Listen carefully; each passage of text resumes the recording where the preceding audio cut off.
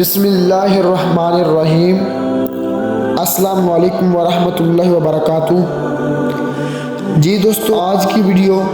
میں ماہ شعبان کی فضیلت کے بارے میں آپ کی خدمت میں لے کر حاضر ہوا ہوں۔ دوستو، اس ویڈیو کو دیکھتے جاؤ اور شب برات کی رات آنے سے پہلے اپنے تمام دوستوں کے ساتھ شیئر کرو تاکہ آپ کی وجہ سے وہ بھی اس رات کی فضیلت سے باخبر ہو سکیں اور اس رات میں خوب عبادت کر سکیں۔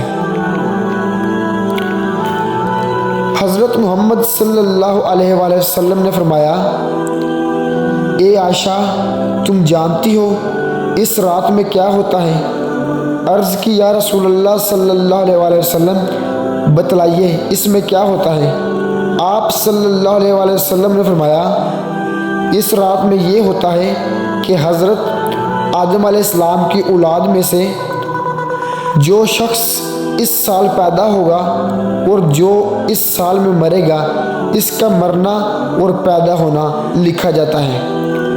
اور جو فرشتے ان کاموں پر مقرر ہیں ان کو اطلاع دی جاتی ہے، اور جتنا رزق مخلوق کو اس برس میں ملے گا سب لکھا جاتا ہے۔ اور 15ویں رات اللہ تعالیٰ سورج ڈوبتے ہی اس دنیا کے آسمان پر تشریف لاتے ہیں اور ارشاد فرماتے ہیں کہ کوئی نیک بندہ ایسا ہے جو ہم سے بخشش مانگے تو ہم اس کو بخش دیں،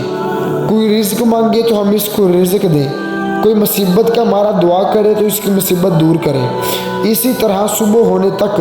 ارشاد فرماتے ہیں، بس بندوں کو چاہیے کہ اس رات میں خوب عبادت کریں اور اپنے گناہوں کی معافی مانگیں، اور 15ویں تاریخ کو روزہ رکھیں، اور اللہ تعالیٰ اس رات میں اپنی مہربانی سے بے شمار بندوں کو بخشتا ہے، مگر کافر، مشرک، کینہ رکھنے والے اور قاتل کو نہیں بخشتا۔ حضرت اسامہ بن زید رضی اللہ تعالیٰ عنہ سے مروی ہے کہ رسول اللہ صلی اللہ علیہ وآلہ وسلم نے ارشاد فرمایا، شعبان کا مہینہ رجب اور رمضان کے درمیان کا مہینہ ہے،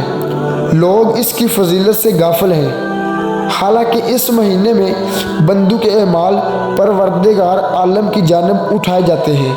لہٰذا میں اس بات کو پسند کرتا ہوں کہ میرا عمل بارگاہ الہی میں اس حال میں پیش ہو کہ میں روزہ دار ہوں۔ دوستو، آج کی یہ ویڈیو اگر آپ کو اچھی لگے تو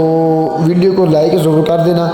اور چینل کو سبسکرائب کر دیں اور گھنٹی والے بٹن کو ضرور دبانا تاکہ ہر نیو آنے والی ویڈیو آپ تک پہنچ سکے۔